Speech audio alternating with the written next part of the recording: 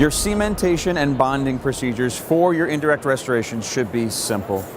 We should no longer be hunting for little bottles and mixing and matching them together. That's not predictable, and there's nothing worse than when an indirect restoration falls out. That makes for an angry patient.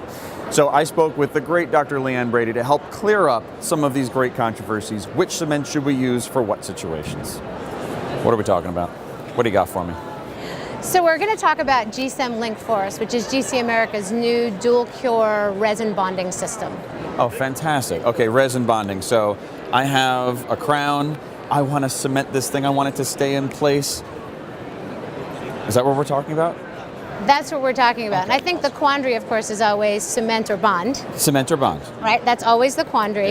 Yeah. And in today's world, since there's about 500 different kinds of bonding, Yeah. right? Like, what kind of bonding am I doing? And that's one of the things I love about this new system is you can buy one kit and you can do your workhorse bonding, which is your full coverage zirconia or lithium disilicate, your partial coverage of the same two materials. If you do an anterior case, full coverage or partial coverage, you could use it. You can do your post and cores. So one of the things I hear from dentists all the time is they want simplicity in their inventory control. They want to do what they do every day, but also have that product work for that one-off procedure that's not routine for them and not go to the fridge and have it expired. This kit does all of that. So I have two cements, one for my zirconia, one for my lithium disilicate. You are confident that this does both?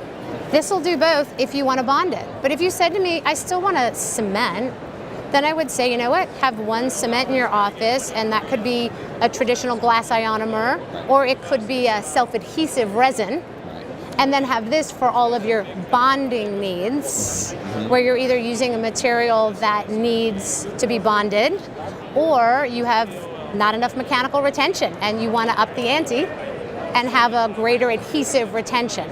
So tell me, walk me through like a typical procedure in your practice. You're doing, let's say, lithium disilicate.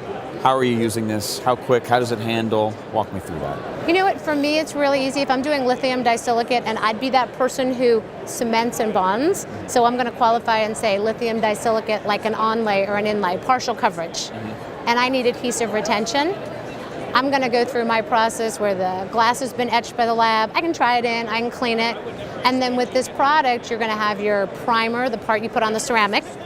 You can etch the tooth with phosphoric or not etch the tooth, or selective etch, so it's kind of universal in that way. So pick your technique that you like. Then you're going to apply the primer to the tooth that comes in the kit. Then you're going to load the restoration. You're going to put them all together. Yeah. And then go. Awesome. Whatever your technique is. And if you really want dual cure, they actually have a little dropper bottle. You can even turn the adhesive into dual cure. So like I said, one box, and you can kind of You've got all your needs. For all your materials, all of the different techniques. Other than if you want a true cement for your full coverage, then just figure out what you want for that application. Fantastic. So it's all of the products are dual cure. So if you want to light cure them, you can pick up a light and zap. But it'll set on its own, but it's got really good working time versus some dual cures where you feel like you're playing beat the clock. This actually has really good working time, but then if you're done cleaning, zap it with a light and you'll be great. And is it a quick little flash? Sometimes some cements you have to kind of let that light sit there a This little one bit. actually, if you want to tack cure it, 1 second. But if you're trying to sort of get it to the gel phase, more like 2 to 4 seconds, depending on the distance of your light. But if you are going to use it strictly in the dual cure mode, you really ought to add the dual cure activator to the dentin adhesive so that you know that both things are setting used in chemistry. Okay.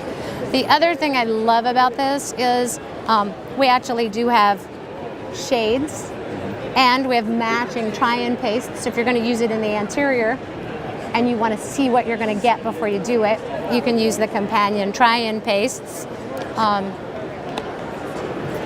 And then I like options. If I want a total etch, I want one product that'll total etch. If the same product, 20 minutes later I want to self-etch, this will do that, or selective etch, so it lets you figure that out. That was perfect.